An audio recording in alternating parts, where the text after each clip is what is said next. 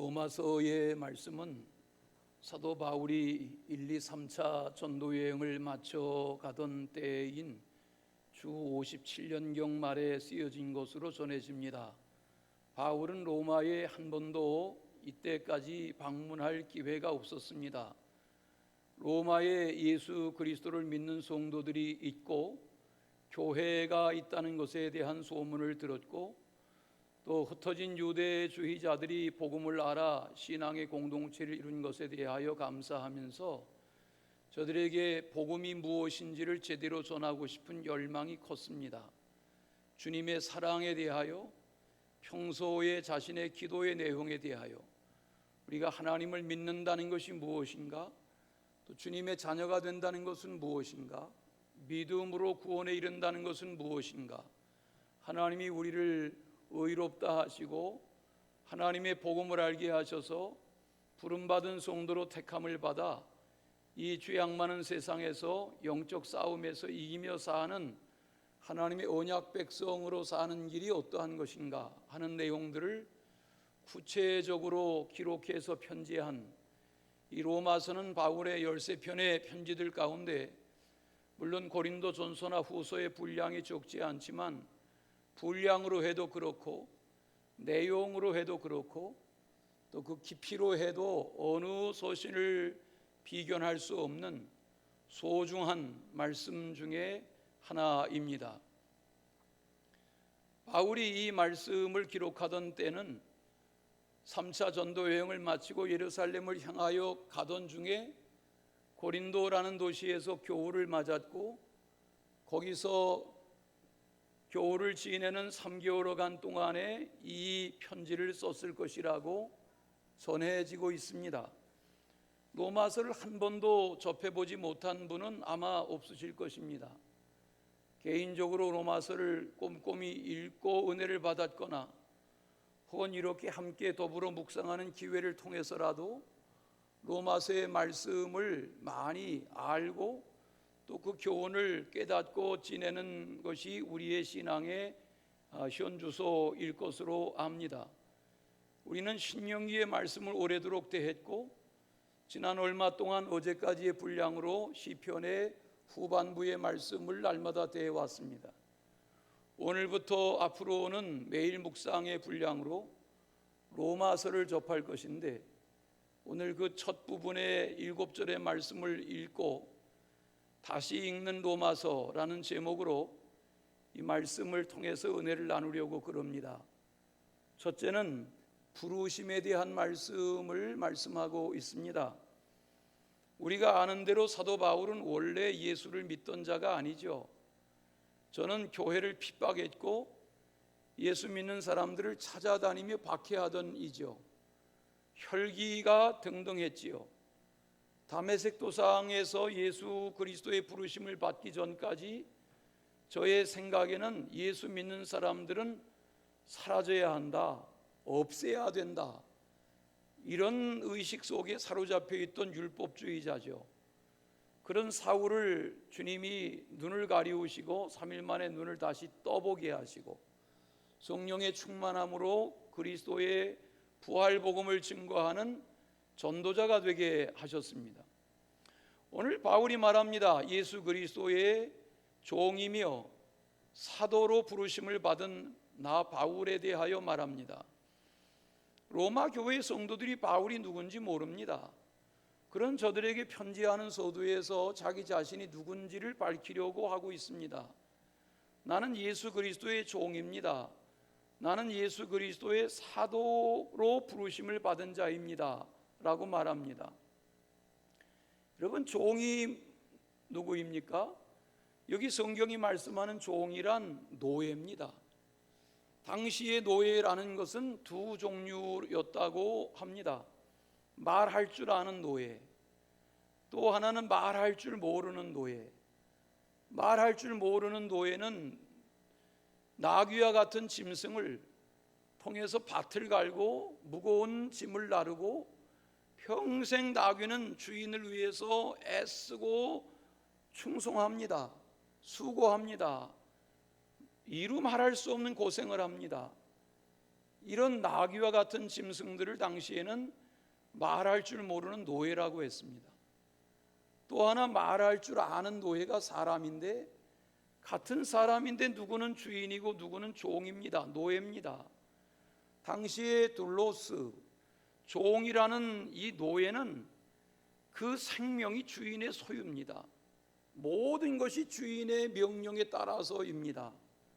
그걸 잘 알고 있던 바울이 자기 신분을 이렇게 표현합니다. 나는 예수 그리스도의 종으로 부르심을 받았다. 나는 예수 그리스도의 사도로 부르심을 받았다 하고 말합니다.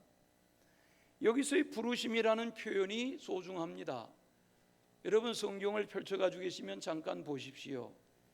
1절 말씀의 부르심에 대하여 6절과 7절에 대해서 부르심에 대하여 세 차례 반복해서 말합니다.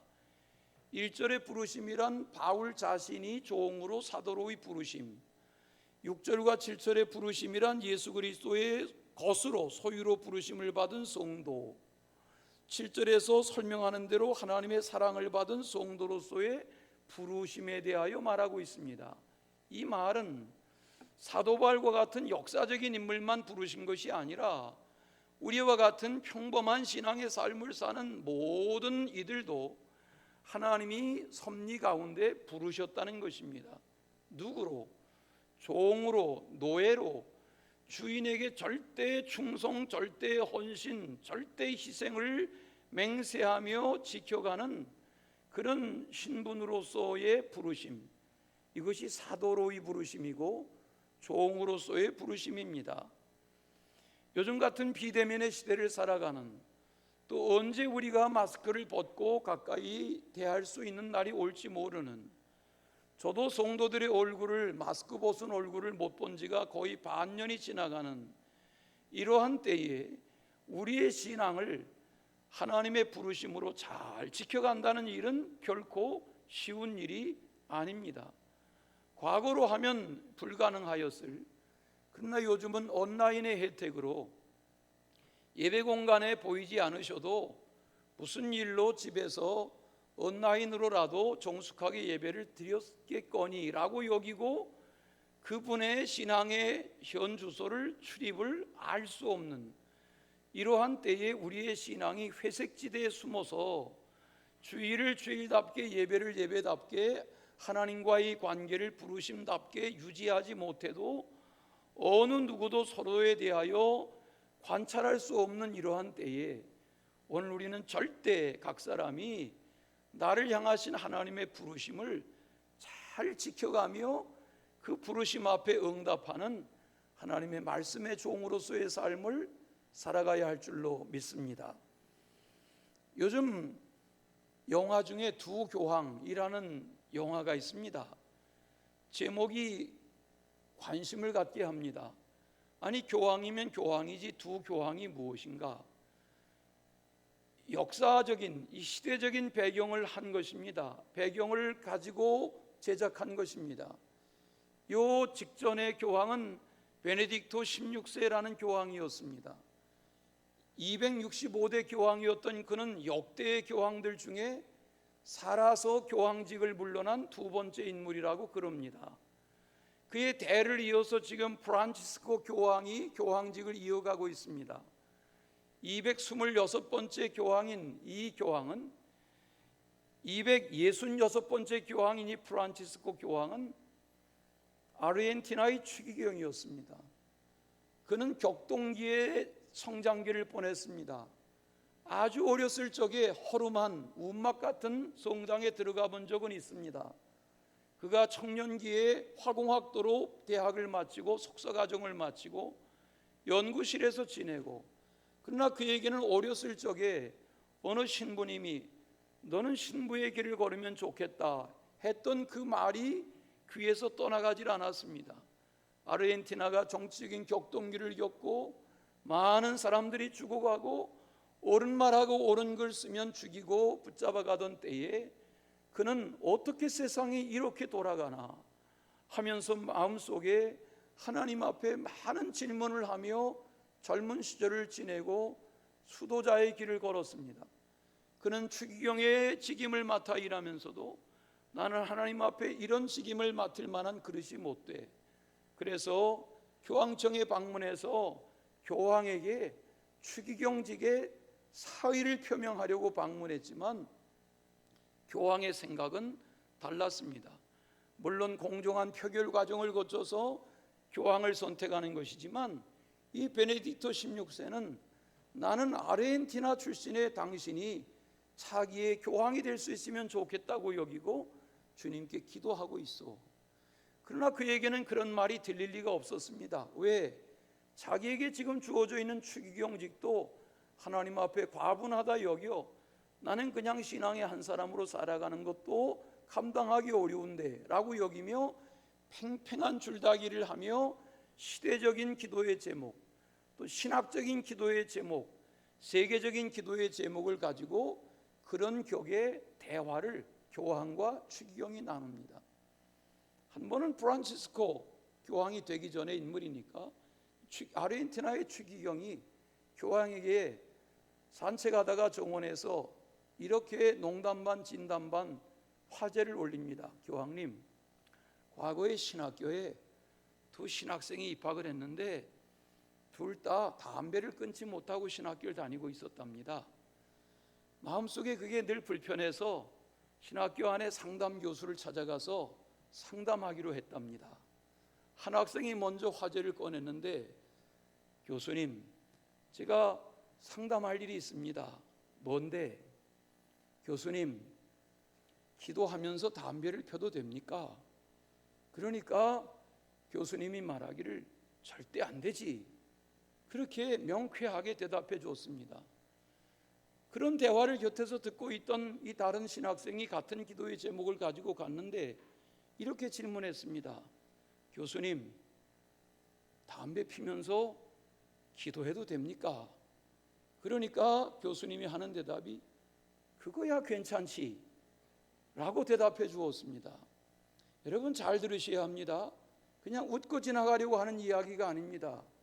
지금 이 추기경이 교황님에게 화두로 거론하는 이 갓 샌내기 신학도의 고민을 통해서 오늘날 이 시대를 살아가는 신앙인의 고민, 성도의 고민, 성직자의 고민, 그리스도의 고민, 오늘 이 세상의 부르심을 따라 살아가는 믿음의 사람의 고민의 문제를 화제로 올린 것입니다. 어떻게 살아가는 것이 나를 향한 하나님의 부르심에 합당하게 사는 것인가 하는 질문 앞에 매 순간마다 대답하지 아니하면 우리의 신앙은 이 세상과 하나님 사이에서 회색지대에 끌려 내려가고 말 것입니다. 어떻게 살아야 하는 것입니까? 바울은 말합니다. 예수 그리스도의 종이며 사도로 부르심을 받은 나 바울, 이렇게 말합니다. 종은 그 생각과 입의 말과 삶이 전부가 생애가 주인에게 소유되어 있습니다. 오늘 우리가 부르심을 받은 성도라면 우리의 삶을 다스리는 분은 주님이셔야 합니다. 이것이 부르심입니다. 빌립보서 2장 5절에 보면 저는 예배자로 예배할 때 설교자가 이렇게 언급하면 성경을 늘 찾아보는 습관이 있었습니다. 빌립보서 2장 5절에 보면 너희 안에 이 마음을 품으라 곧 그리스도 예수의 마음이니 라는 표현이 있습니다. 우리가 잘 아는 대로 빌립보서 2장은 예수 그리스도는 누구신가, 예수 그리스도를 믿는다는 것은 무엇인가, 하나님 안에서 예수 그리스도의 사람으로 산다는 것은 무엇이며 신앙인에게 있어서 예수 그리스도는 누구신가 하는 질문을 가장 명쾌하게 대답하게 하는 말씀이 빌립보서 2장인데 그 중에 5절에 보면 너희 안에 이 마음을 품으라 곧 그리스도 예수의 마음이니 라고 말씀합니다. 이 표현을 영어 성경인 NIV 성경에 보면 그리스도의 마음과 같은 너의 태도로 살아가라 이렇게 되어 있습니다. 그냥 마음 이렇게 하지 않고 이 마음이라는 것은 그리스도를 닮아 살고자 하는 너의 마음의 태도, 애티튜드다 이렇게 말했습니다. 잘 들어보세요. 우리가 그리스도의 마음으로 살아간다는 것은 그리스도가 세상을 대하시던 태도를 닮아 사는 것입니다. 병자를 대하시던 주님의 태도, 가난한 자를 대하시던 주님의 태도, 목마르고 배고픈 자를 대하시던 주님의 태도, 귀신 들린 자를 대하시던 주님의 태도, 옥에 갇힌 자를 이렇게 대하라고 말씀하시던 주님의 태도, 진리와 거짓 앞에서의 주님의 태도, 의와 불의 앞에서의 예수님의 태도, 그 주님의 마음을 본받는 삶이 어떠한 것인지를 알아서 그 태도를 제대로 하며 사는 것이 그리스도를 본받는 삶이다 라고 가르쳐 줍니다. 그런 말씀이 마음에 받아들여지시면 아멘 하십시다. 디모데 전서에 보면 6장 11절에 오직 너 하나님의 사람아 이렇게 불러놓고 이렇게 살아가야 한다 하고 믿음의 아버지 격인 바울이 믿음의 아들 격인 젊은 디모데에게 조목조목 가르친 교훈의 말씀이 나옵니다. 너 하나님의 사람아, 내가 하나님의 사람으로 부르심을 받은 하나님의 사도요, 하나님의 종이요, 하나님의 아들, 딸이요, 하나님의 자녀라면 이렇게 살아야 한다 하는 말씀을 교훈하고 있습니다. 언제나 그러하긴 했지만 우리나라가 뒤숭숭합니다. 실망스러운 일들이 많습니다. 지도자들이 백성을 우울하게 합니다. 여러분, 지도자가 되는 것은 쉬운 일이 아닙니다. 그 지도자가 경제적인 지도자이든 권력이 주어진 지도자이든 명예가 주어진 지도자이든 어떤 위탁된 힘이 주어진 지도자이든 어떤 지위를 갖고 지도자가 되는 일은 쉬운 일도 아니고 아무나 되는 일도 아닙니다. 그런데 이 나라에 처처의 지도자 행세하던 이들이 펑펑 나가 떨어집니다. 그리고 그 사실에 대한 사실도 사실로 언론이 다루지 못하고 더군다나 진실은 다 덮어버리려 합니다. 굉장한 위세를 가지고 굉장한 권력을 행사하며 그 주변의 사람들이 눈도 못 마주치는 그런 지위를 자랑하던 이들이 어느 날 세상을 막 살다가 어려움이 닥치면 그냥 운동화 신고 잠바 입고 모자 눌러 쓰고 산속에 들어가서 사라지면 끝나버리고 사실도 사실로 진실도 진실로 파헤쳐지지 않고 그냥 역사에 갑질하며 그렇게 흘러가 버리는 이런 시대는 참 한심한 시대입니다. 이런 시대에 주님이 계셨다면, 이런 시대에 사도 바울이 있었다면, 이런 시대에 세례 요한이 있었다면 뭐라고 말할까? 뭐라고 말씀하실까? 라고 질문하게 됩니다. 저는 그의 직위도 말하고 싶지 않고 이름도 말하고 싶지 않지만 이 땅에 처처에 번져가고 있는 이 코로나19 바이러스의 감염의 문제를 통제하는 일을 위해서 교회에 대하여 예배는 이렇게 해라, 찬송은 이렇게 해라, 기도는 이렇게 해라, 성경 공부는 이렇게 해라, 소그룹 모임은 이렇게 해라 하는 지침을 함부로 내린 그런 누가 있습니다. 최근에 알려진 바로는 어느 교회에 그가 안수 집사라고 그럽니다. 저는 그가 교회에 불편부당하게 편들어 달라는 말이 아닙니다. 여러분, 이 어려움을 극복하기 위해서 모든 국민들이 다 긴장하고 있습니다. 마스크를 쓰고 지내는 생활이 어렵습니다. 저도 2달마다 한 번씩 담당 가정의를 만나러 가는데 혈압약 타러 갔더니 이 의사 선생님이 반년 동안 마스크를 벗지 못해서 콧장등이 시뻘겋게 찐물렀어요. 고무장갑을 꼈어요. 지난 2달 전에는 우주복같이 그런 방역복을 입고 있었어요. 이번에 만난 그의 모습도 별 차이가 없었어요.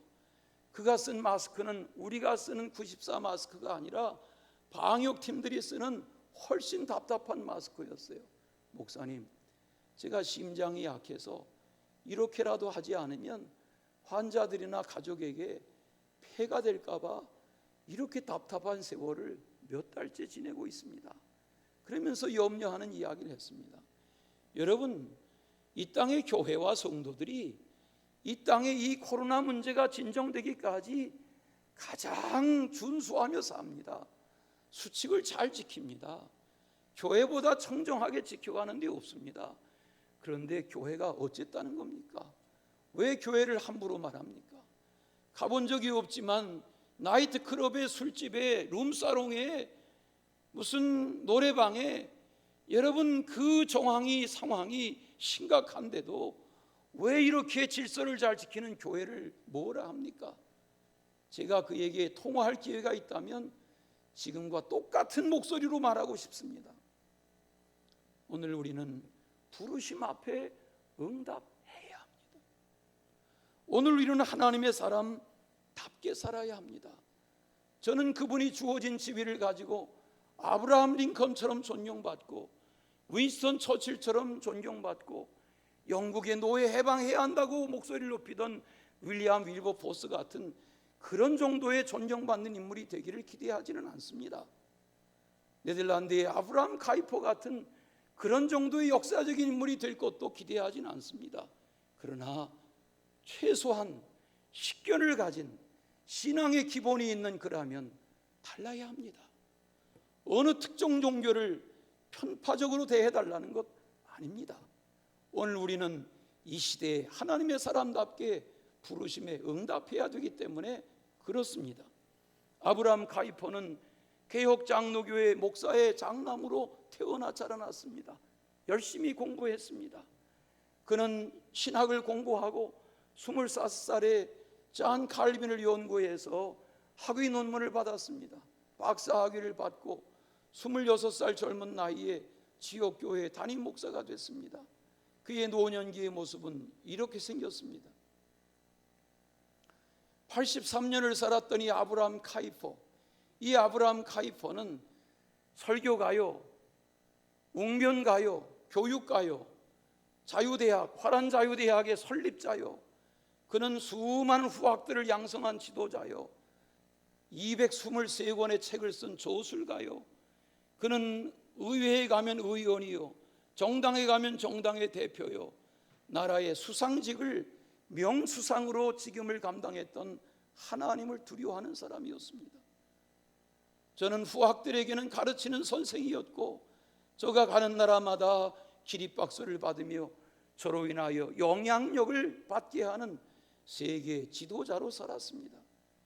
그는 그가 쓴 수많은 책들 중에 하나님을 가까이라는 책이 제 서재에도 있는데 그 명상록을 펼쳐 읽어보면 한 페이지도 그냥 넘길 수 없는 깊이가 다른 묵상을, 어떻게 그 분주한 삶을 살며 그를 반대하는 정적들도 아브라함 카이퍼는 10개의 머리와 100개의 손을 가진 사람이다 말할 정도로 기인과 같은 삶을 살았던 하나님의 사람인 그가 이 시대를 살아가면서 청년의 때에 담임했던 교회에서 그는 자유주의 신학에 물들어서 말씀을 전하고 예배를 인도하는데 은혜 받지 못하는 성도들 중에 경건한 한 여신도가 다가와서 나이 든 여신도가 젊은 담임 목사에게, 목사님, 하나님을 경건히 섬기며 하나님의 말씀이 말씀되게 하는 말씀을 전해주세요. 이렇게 말할 때 마음에 도전이 왔고 저가 왜 나에게 그렇게 말할까? 그리고 고민하면서 이 시대에 하나님의 말씀이 말씀되는 길이 무엇일까? 그리고 교회를 섬기다가 떠나가는 날 그는 말하기를, 나는 하나님을 제대로 몰랐고 나는 하나님의 말씀도 제대로 전할 줄 모르는 이런 죄인으로 하나님의 말씀을 잘못 전했던 죄를 하나님 앞에 용서를 구하니 여러분도 용서해 주십시오. 그리고 교회를 떠나갔다고 그럽니다. 그의 기도를 들으신 대로 하나님은 주변에 경건한 사람들을 붙여주셔서 청년기의 회의와 고민을 뒤로하고 아브라함 카이퍼는 위대한 말씀의 사람으로 살았습니다. 그는 늘 설교의 자리, 강연의 자리에 있다마다 반복하는 습관적인 표현이 있었다고 그럽니다. 왕을 위하여. 이 왕을 위하여라는 프로레게라는 말은 누가 왕입니까? 자신이 수상이지만 왕을 위하여. 나의 다스리심의 근본이신 왕중왕이신 그분을 위하여 우리는 나라가 달라져야 하고 사회가 달라져야 하고 가정이 달라져야 하고 이 부르심에 응답해야 한다고 목소리를 높이곤 했습니다. 오늘날 네덜란드는 젊은이들이 17%밖에는 대학을 가지 않는다고 그럽니다. 55%의 고등학교를 졸업한 이들이 오히려 국가를 움직여 간다고 그럽니다. 많이 공부하는 것 필요하지만 중요한 것은 왕을 위하여 하나님 안에서 부르심에 합당하게 살아가야 하는 것입니다. 그가 나이가 들어가면서 주창하는 것은 영역주권이라는 용어였습니다. 저도 그런 용어를 강단에서 사용해 본 적이 없습니다. 다 같이 영역주권. 영역주권이라는 말은 개인이든 가정에서든 사회에서든 세상의 어디에서든 예배의 시간에 말씀 묵상하고 말씀 전하고 기도하고 특송하고 이런 시간에 말고 세상에 나아가서 가정에서 세상에서 일터에서 나를 통해서 역사하시는 하나님의 영역주권이 세상의 만방에 드러나도록 살아가는 것이 나를 향하신 하나님의 기대이며 우리를 향하신 하나님의 부르심이다. 이런 신앙으로 살았던 한 사람의 영향력이 한 시대의 나라를 후대에 오늘날까지도 저 작은 나라를 세계적인 국가로 이루어가는 초석을 만든 것입니다. 다시 생각해 보십시다. 예수 그리스도의 종이며 사도로 부르심을 받은 나, 그가 우리에게 권고합니다. 우리가 부르심을 받은 성도로서 하나님의 말씀에 순종하며 그 은혜를 깨달아 어떻게 살아가야 한다는 것입니까? 우리가 일일이 묵상할 시간이 없지만 부르심을 받았던 하나님의 사람 노아와 아브라함과 이삭과 야곱과 노예의 현장에 팔려갔지만 부르심에 응답했던 요셉과 사람을 죽이고 광야 미디안으로 도피했지만 하나님이 부르셔서 쓰신 모세의 나중과 사무엘과 이 수많은 사람들을 일일이 거론하려면 예배의 시간에 말씀을 더 이상 묵상할 수가 없죠. 오늘 우리는 이 시대에 나를 향하신 하나님의 부르심이 뭘까? 질문에 대답하는 신앙의 주인공 되시기를 축원합니다. 두 번째는 택하심입니다. 사도 바울은 분명하게 자신을 드러내고 있습니다. 자신을 예수 그리스도의 종일 뿐만 아니라 사도로 택하신 분이 계시다, 이렇게 택하심에 대하여 말합니다. 이 택하심이라는 말은 로마서 8장 30절에 보시면 또 미리 정하신 그들을 또한 부르시고 부르신 그들을 또한 영화롭게 하셨느니라 하는 말씀이 나옵니다. 이 말씀을 살을 붙여서 우리 감리교의 창시자인 요한 웨슬레 목사님의 신학으로 정리하면, 성경론으로 정리하면 이런 것입니다. 화면을 보고 제가 차근차근 설명하겠습니다. 화면에 보시면 이것입니다. 첫째는 택정함이라는 것입니다. 방송실 화면에 보시면 다 같이 택정하심, 부르심, 의롭다 하심, 거룩하게 하심, 영화롭게 하심. 이것은 바울의 로마서와 바울의 열세서신과 예수님이 이 땅에서 이루신 모든 대속의 사역을 하나로 묶어서 정리하는 신학입니다. 성경을 하나로 묶으면 이겁니다. 이거를 모르면 우리가 아무리 주여 주여 해도 구원에 이를 수 없습니다. 그 구원은 잘못된 구원입니다. 헛된 구원입니다. 주님이 우리에게 말씀하시는 것은 무엇인가? 바울은 깨달았고 증거합니다. 첫째, 택정하셨다는 것입니다. 오늘 말씀에 자기는 그리스도의 종으로, 예수의 종으로, 사도로 택정받았다는 것입니다. 뿐만 아니라 택정하신 주님이 자기를 부르셨다는 것입니다. 그 부르심을 우리는 소명이라고 말합니다. 하나님은 우리를 다 죄인이지만 택하시고, 여기서 기도하실 때 우리 기도하는 분들 중에 창세전에 우리를 택하시고 이렇게 기도하시잖아요. 그게 굉장한 이야기입니다. 화면 그냥 띄워놓으세요. 그거 하나님이 택하시고 부르시고 우리를 죄인이지만 의롭다 하신 것입니다. 죄 없다 하신 것입니다. 이게 칭의입니다.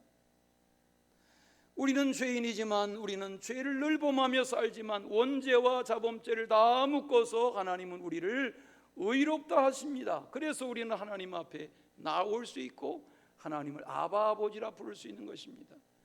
그런 삶을 사모하며 말씀을 대하고 묵상하고 은혜롭게 기도하며 지내고 시편 1편의 말씀처럼 앉는 자리 서는 곳을 구별하고 생각을 구별하고 말씀으로 주야에 묵상하며 의지하며 지내다 보면 우리가 점점 하나님의 말씀과 은혜로 거룩해져 가는 것입니다. 이것이 성화입니다. 예수 잘 믿은 사람들은 얼굴 표정이 다릅니다. 요즘 교우들 얼굴을 잘 못 봐서 제가 요즘 어떤 표정이신지 읽을 수가 없지만 여러분, 자기 얼굴은 자기가 책임지는 것입니다. 인생을 세상 죄를 지고 가는 주님의 얼굴 표정으로 하지 마시고 주님이 내 죄를 다 대속하셨으니 기쁘게 감사하며 소망을 가지고 은혜롭게 밝은 표정으로 옆에 분을 보시고 저처럼 밝게 사시기 바랍니다. 네, 그 마지막은 무엇입니까? 영화롭게 하시는 것입니다. 여러분, 세상을 막산 이들 보세요. 지금 나라가 그런 이들에 의해서 다 주물러지고 처처해서 이런 일들이 펑펑 터지는데 왜 그렇습니까? 여러분, 하나님의 영광을 위하여 살아가고 복음을 위하여 살아가고 부르심을 위하여 살지 못하는 이의 마지막은 다 거기서 거깁니다. 12제자 중에 하나였지만 가룟 유다의 나중에 왜 그렇게 됐습니까? 그는 이 택하심과 부르심과 의롭게 하심과 거룩하게 하심을 지켜가지 못했기 때문에 제자의 반열에서 불행해지고 만 것입니다.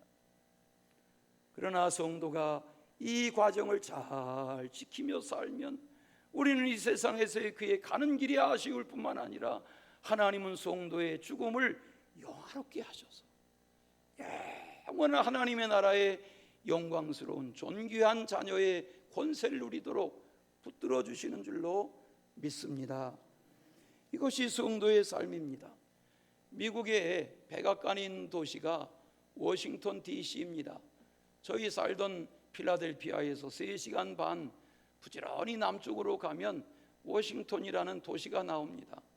그 도시에 워싱턴 제1교회 담임 목사님이 아틀란타에 집회를 갔다가 돌아오는 길에 날씨가 쾌청한데 비행기가 이제 댈러스 공항으로 착륙하려고 내려오는데 온 도시가 한눈에 풍광이 보입니다. 그 워싱턴 DC의 시내를 가로지르는 포토맥 강줄기가 푸르릅니다. 거기 유람선들이 떠다닙니다. 저만치 백악관도 보입니다. 의사당 건물도 보입니다. 링컨 기념관도 보입니다. 170m 높이의 워싱턴 기념비 모뉴멘트도 보입니다. 처처에 그 도시와 국가를 상징하는 건물들이 한눈에 들어옵니다. 자기가 섬기는 교회 건물을 찾지만 워싱턴 제1교회도 작은 교회가 아닌데 찾을 수가 없습니다. 왜 우리 예배당은 찾을 수가 없지? 거기에는 무슨 빌 클린턴 대통령이 졸업한 그런 조지타운 대학교도 보입니다. 이 대학교는 교수만 2,000명입니다. 학생 수가 23,000명, 석사 박사 과정만 13,000명, 거대한 학교입니다. 이런 학교들 캠퍼스가 다 보이는데 교회는 보이질 않습니다. 퉁 하면서 비행기가 도착했습니다. 짐을 정리해서 비행기에서 내리면서 하나님 앞에 여쭈었습니다. 하나님, 왜 우리 교회도 작은 건물이 아닌데 보이질 않죠? 그런데 마음속에 그런 생각이 들었습니다. 이 교회의 성도들이 신도들 중에 백악관의 요직에서 일하는 이들도 있고 세계 정치의 목소리를 높이는 지도자도 있고 의회 의원도 있고 또 무슨 박물관의 고고학자도 있고 거기에는 사회적으로 저명한 인사들이 있고 대학의 교수와 대학의 총장과 병원의 의사와 병원의 원장과 처처의 그 도시에 내누로 하는 기라성 같은 인물들이 다 이 교회 성도들인데 자기 마음속에 하나님 괜찮습니다. 우리 예배당 건물은 찾을 수 없지만 하나님이 부르시고 택정하신 성도들이 이 도시에 처처에서 영향력을 미치며 하나님의 사람으로 살아가는 걸 생각하니까 제 눈에 예배당이 보이지 않았어도 섭섭하지 않습니다. 이것이 부르심이라는 것입니다. 택하심에 합당한 삶을 살고자 할 때 하나님은 우리를 택하신 곳에서 존귀하게 하시고 택하신 곳에서 영광 받으실 줄로 믿습니다. 마지막으로 하나님의 복음에 대하여 말씀합니다. 바울이 사도로서 예수 그리스도의 종으로서 부르심과 그 택정하심을 말하지만 오늘 말씀의 본론은 사실은 하나님의 복음 이 말입니다. 오늘 말씀의 2절, 3절, 4절에는 하나님의 복음이 무엇이냐 하는 것을 설명하고 있습니다. 선지자들을 통하여 하나들을 통하여 다윗의 후손을 통하여 죽은 자 가운데서 살리시고 부활의 첫 열매 되게 하신 그 하나들이 우리 주 예수 그리스도이시다 이렇게 선언하고 있습니다. 여기 오늘 말씀에 보시면 우리 주 예수 그리스도이시니라 이렇게 말했습니다. 다 같이 곧 우리 주 예수 그리스도이시니라. 이게 복음입니다. 하나님의 복음이란 무엇인가, 예수 그리스도는 누구신가 하는 것에 대하여 대답하고 그것을 알고 믿고 따르는 것이 복음이라면, 바울은 이 복음이 복음되게 하기 위해서 만나본 적이 없는 로마 교회의 율법주의에 매여 살던 성도들에게 우리가 믿는 복음은, 우리가 믿는 구원은 이것이다 하고 전하려고 했던 말씀이 바로 이 말씀입니다. 그 말씀을 전하면서 나는 이 말씀을 전하기 위해서 사도의 직분을 받았다 그랬어요. 말씀해 보시면 5절에 사도의 직분이라는 표현이 나와요. 다 같이 직분. 여러분, 사회에도 직분이 있고 지위가 있죠. 오늘 우리가 교회에서 직분을 받고 살죠. 이 성도의 직분이라는 것이 너무나 소중한 것입니다. 우리는 이 직분을 소중히 여기면 안 됩니다. 왜냐하면 이 직분은 내가 노력해서 받은 것이 아닙니다. 하나님이 우리를 택하시고 우리를 부르셔서 하나님의 복음의 사람으로 살아가라고, 복음 전파의 사람으로 살아가라고 이 직분을 맡기신 것입니다. 그러므로 이 직분을 우리는 비대면의 시대에도 경홀히 하면 안 됩니다. 앞으로 이런 시대가 어떻게 점점 심각해 갈지 모르지만 그러면 그럴수록 우리는 이 부르심의 직분을 잘 감당해 가야 할 줄로 믿습니다. 5절 말씀에 은혜에 대하여 말하고 순종에 대하여 말씀합니다.